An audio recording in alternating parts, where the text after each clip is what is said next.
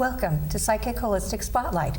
I'm your host, Josie Way, and tonight we have co-hosting with us is Bill Hannon and Sherry Kachanis, and our guest is Mary Catherine Valk, whom we've been pleased to have here before.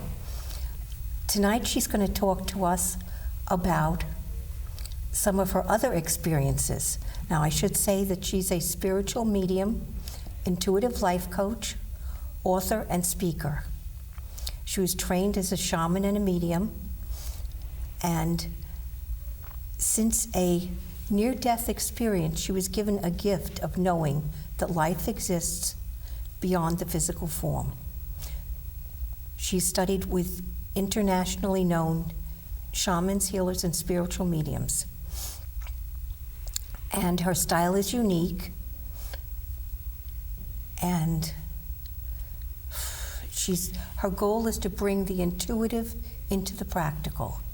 So she has written a book called Believe in Forever that can be purchased at Amazon.com or MaryCatherineVolk.com at www.MaryCatherineVolk.com. Good. And it's signs of love from departed loved ones. Very good. So, welcome back. Thank you. Let's hear about this near-death experience that got you started. Yes,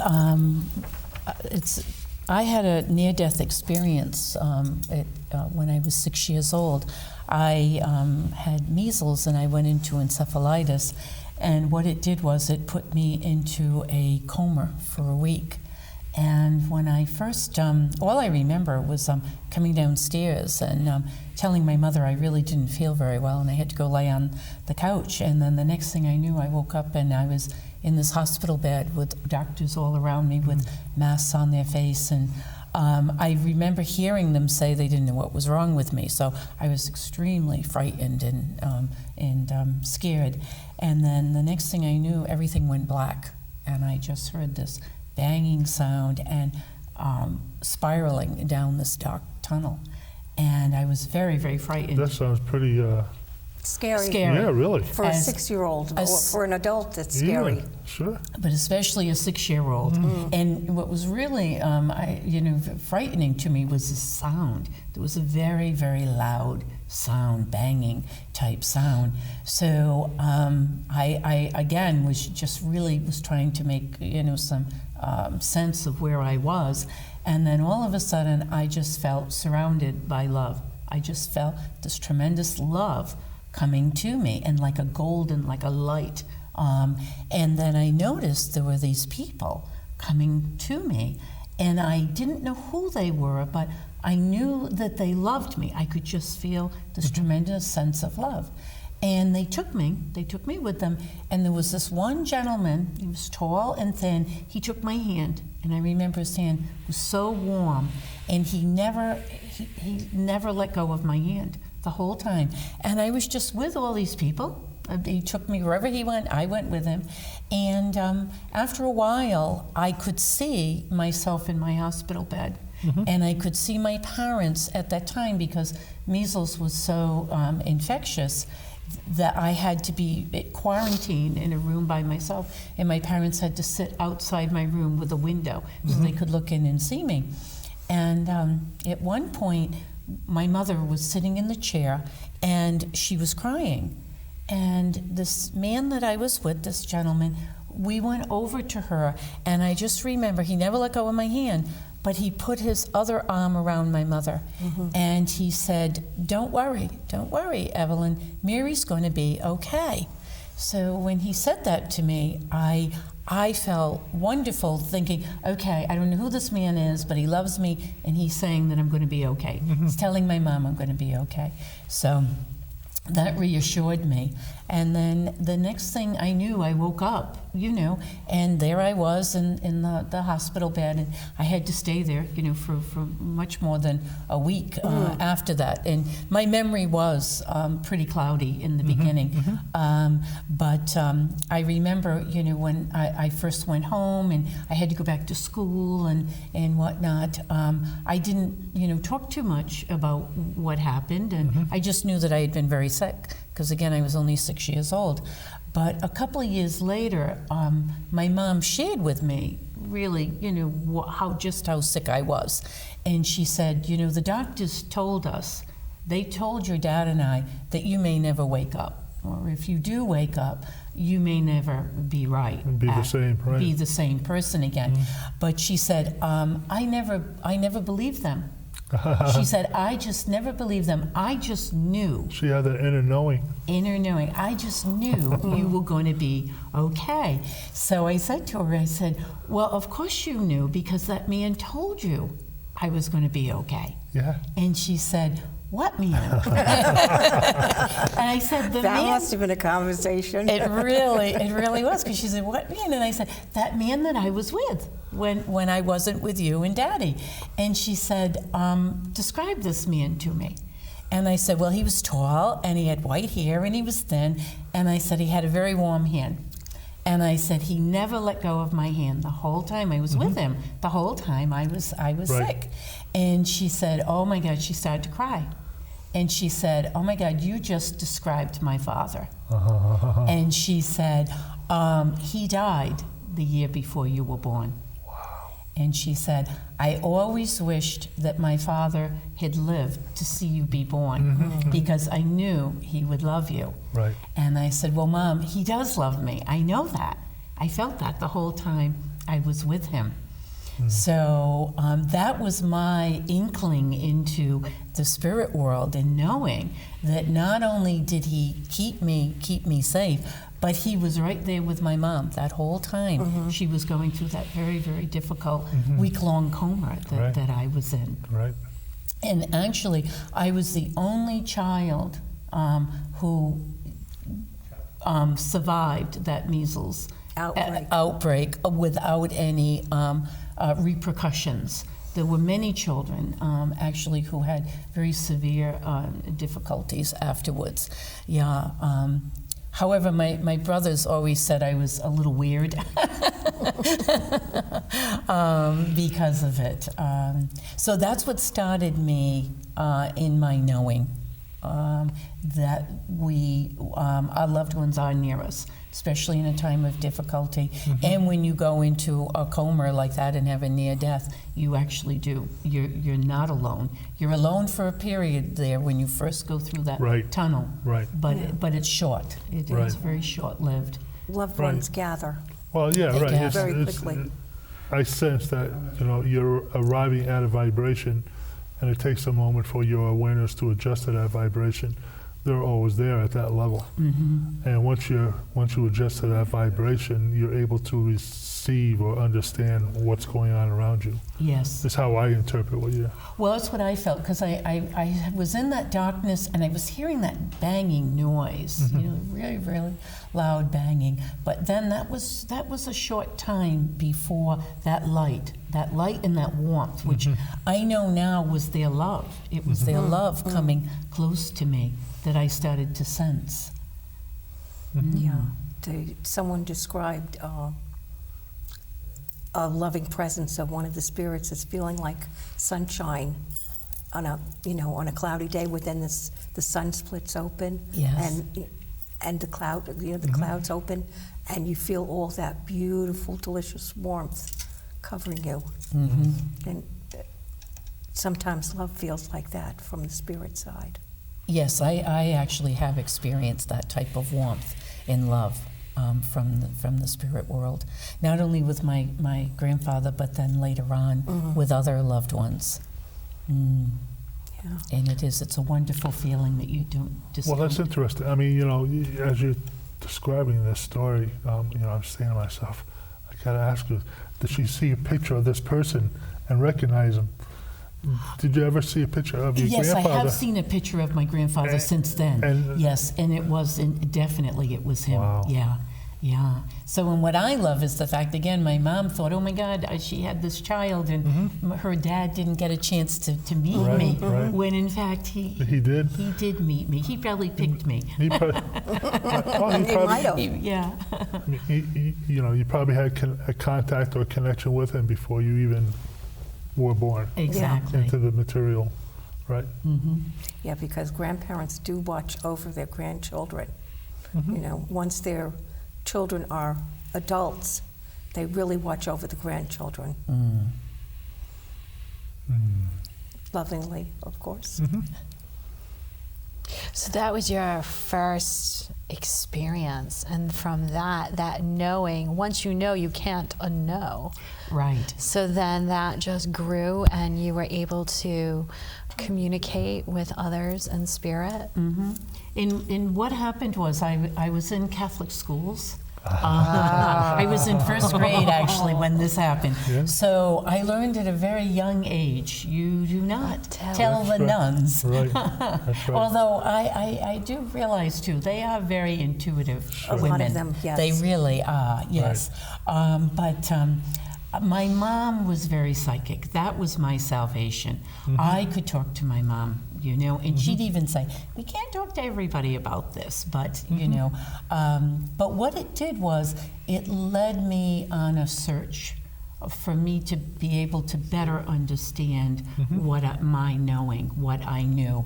And I realized, a lot of people do not talk about this, do not talk about connection with the spirit realm. And that's what led me to study with shamans, to study indigenous societies and what they believed in, and then led me on my spiritual path.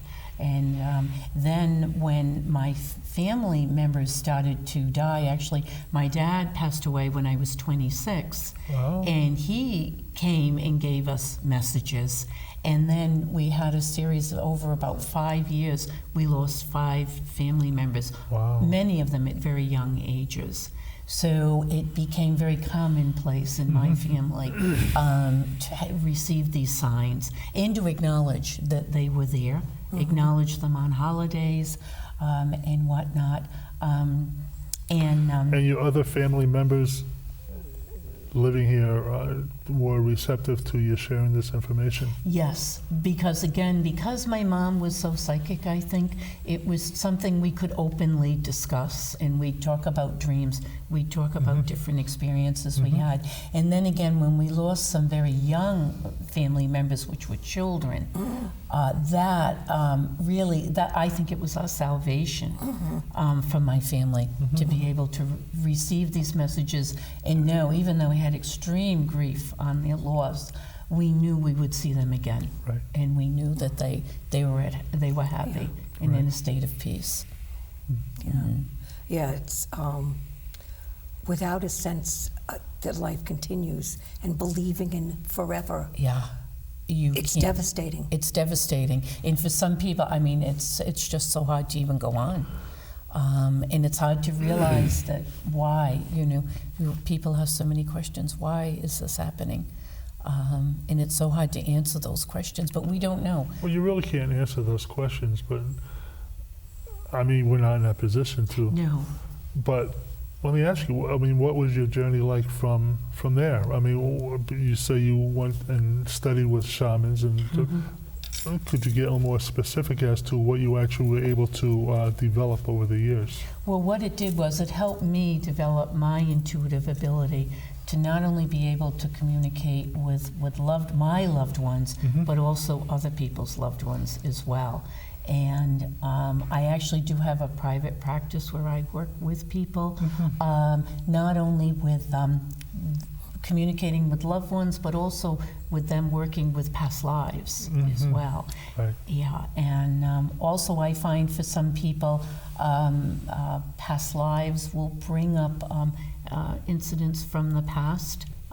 It may be where they're living. I work a lot with the land, too, with my shamanic work of clearing energy from the land. And I find some people will be drawn to a particular place to live or even to work because they have a past life. connection Right. to that land. And what I've found in my work is that people go back solely with the purpose to heal a past trauma, and to be able to move forward with Right. it. Right. And that's unconscious, isn't it? Yes, it is unconscious. But once they connect with that, they know immediately. Exactly. They connect with it immediately. Right. Yeah. It depends on what you believe, but a lot of people believe that before we come here, we make agreements to try to resolve certain issues in our lives. And with certain people With as certain well. people. Yes, and I believe we're all here to heal. We're to heal ourselves, to advance ourselves, and to heal others in connections that we had with each other. Well, I mean, that's very interesting because, I mean, that's the whole understanding behind deja vu. Mhm. Yeah. I mean, you know, you come into an environment that you resonate with, and all of a sudden you get some insight because that vibration resonates to something that's within you. And all of a sudden you just get it, click, aha, the light bulb goes off. Yes. And, you know, and I imagine also the same thing with other people. You know, you get a little insight. Oh, yeah. Yeah. Well, I think we've all experienced that If you- too. You meet someone for the first time and you just know. Yes. You just know. Yeah. You're not meeting them for the first time, you're reconnecting. That's with right. them. It's an old friend. There's There's a an connection. unmistakably strong sense that this is someone that I've had something to do with before. Or in my case, I waited so long for my son to be born. We had an agreement that he was going to be born to me. And my oldest daughter was 18 and my youngest daughter was 14 by the time he came along. So it was, but I was like, finally, because I just knew he was coming. But it took a long time. But worth waiting for. Yes, Yes. yes. Well worth it. So the book now, the stories that you've shared with everybody by putting them, you know, in print, what does it specifically do? I mean, does it kind of give people insight as to what to look for or what to be aware of? Yes. What I do is I go into great detail about the different ways that our loved ones use to communicate with us. And the one thing I find is that people are getting the signs, but they don't trust it. They don't trust it. So I'm hoping that by reading my book and the stories that are in the book, which are all real, you know, true life stories, that it will hit a chord with them so that they'll realize what's ringing true in their Right, heart. right. And be able to be comfortable with the signs that they've been receiving. Right, the signs, right, okay, right. At first when you said that, I thought you said science, but I know what you're saying now. The signs that they're actually be witnessing, they're actually experiencing themselves. They're experiencing signs themselves. Right. Because what I have found is everybody's loved ones are nearby and sending you a sign that they're okay or that they're near you. But most people don't recognize the signs. So I go into great detail about the signs and what some of them are as dreams, the easiest way for them to come to us is in our dream state. When we relax, we let our guard down. But what I find is a lot of people do not remember their dreams. So I actually describe tips in the books to be able to remember your dreams. And even Exercises or? exercises, but also one of the easiest ways is the fact that within seconds of putting our feet on the ground, we lose a big majority of our I see. memory of the Okay. dream. Right. We remember the emotion of what we feel, but not the details. So what I suggest for people is keep a pad and a pencil on a nightstand around your Sure. bed. And when you first wake up from a dream, write down, don't even turn the light on, but just write down some notes. And then in the morning, before you even get out of bed, pick up those notes and read them, and then fill in more detail of what you remember. Gotcha. And then get up. And even if you'll be amazed within 5 minutes of getting up, if you go back over and read those notes. You'll see how much you've forgotten in Right. that short period of time. Right. And it's like anything else, when you practice this, or even if you set the intention before you go to bed, I want to remember my dreams. That's right. That's right. I find that very helpful. Very, very powerful, Right. isn't it? And that, so for people who really say, "Oh, I'm afraid of it. I don't want to get a sign," the easiest way for them to come to you is in your dream state. I find that the best time to remember your dreams is at twilight, where you've woken, but you roll back over. Yes.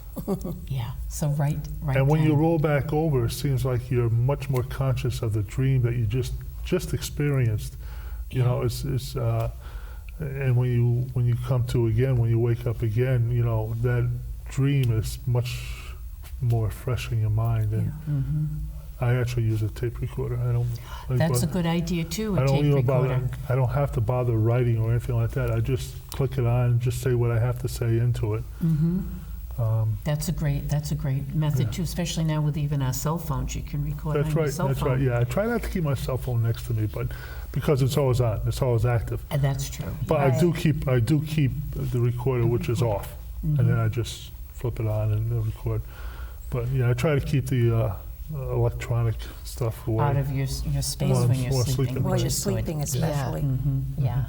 All that EMF, we don't need it. No, we don't need it when we're sleeping, do we? Right. No, but there's other signs too. They can blink the lights. We may smell their cologne True. or their aftershave. Another way is smelling cigarette or cigar smoke, especially anybody that was a smoker. Right. They really do, that's kind of like their signature. They will come through with that smell Right. of smoke. Another famous way is you may find a feather or a coin. Okay. Okay. Some people, it's a particular bird. Okay. It might be Sure. your favorite bird. Right. Another one too is the smell of flowers, the smell of roses. And you may get these signs on your birthday, their birthday, a special occasion, the holidays, weddings, you know, celebrations, the birth of a child, or their birthday, or the time that they passed. That's Okay. a very popular time to get a sign from them. And know that they're nearby, checking on you at that time. Right. I was told that, and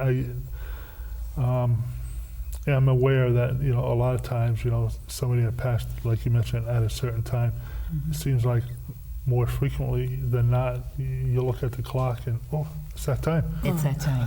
Yes, exactly. Yeah. So that's a sign that they're nearby. That's right. Yes. They're calling your attention to it. you Yes, know? and Yeah. it's like, what draws you at that moment Why? to turn and look? Why? I know. Right. I know, but it's like not a minute, a second before, or a second after. It's right. That Right. happens to me all the time. Right. Yes, so I always say hi. I always say hello at that point. And that's what people should do. Acknowledge. Acknowledge. Acknowledge that. Acknowledge the sign, because it's like anything else. Once you acknowledge it and they say, yes, you finally got it, Right. then they'll send you more. They send you That's right. more. Yeah. Right. Yes. Which is beautiful. The other thing is sometimes a friend of mine noticed this when my son passed. She kept seeing butterflies everywhere. Oh, yes. Butterflies and dragonflies are a very strong sign. Seeing them showing up. And And ladybugs, a ladybug will Yes. land on you and won't leave, you know. Praying mantis, I had a praying mantis on my car for like 2 hours. Wow. Even was I was driving down the road, he got on the hood, he got on the side of the car, I got out, he was still there. I went into a class and I came back, he was still on my hood. Wow. he had a message. He had a message, yes, be still. Right. Right. That's good. Right, and did I? No, I was driving all over the place. No, and each person I find is unique when they pass over, just like they are here in the physical. So they have a certain like signature or imprint. Right, a And vibration. A vibration, and that's why I'd like people to be able to, by reading the book, they'll recognize the sign of their unique loved Yeah, one. and you know, I looked at it, and it looks like it's a easy, quick read that people will be able to grasp onto the ideas very easily. Yes, and I purposely did that. I didn't make it too long because I know, especially too, when people are grieving, we have a short attention span at that point. We don't want a big, thick book because we'll never get through it. Right. So this is something too in the table of contents. You can really even just look and go right to the chapter. Especially there's a whole chapter there on the orbs in the photographs. Right. Yeah, that's a whole interesting concept. Yeah. You know, the way that the spirit reveals itself to us, you know. Yeah, and for those of you lucky enough to actually be touched by spirit, it's different with each spirit. It could be warm, it could be cool, it could be tingly, it can be extremely subtle. You know, and a friend of mine was touched by an angel that they wanted her to work for them, and she literally was knocked off her sofa and then stroked and told that as strong as my wing is and as soft as my wing is, that's what you need to develop. And That's an interesting message. yeah, But it probably did have a lot of relevance for the person. I mean, did it strike Yes. that person a certain way? yes, it started them on the path they're on.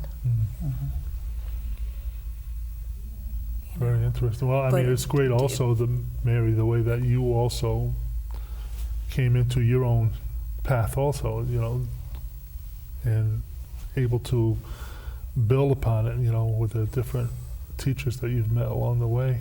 Yes, and I found it interesting too that it happened to me at such a young age, but I had to wait till I was older really to come forward Oh, yeah. and talk about it and whatnot. Yeah, and times are changing now too, which is wonderful. Yeah, Yeah. there's How do you more mean open that? conversation. Okay. There's more open conversation. People are more How receptive. about the vibration? Do you think that's kind of I do feel there's a difference Right, in the vibration. right? I do too. Yeah. Yeah, it's stronger.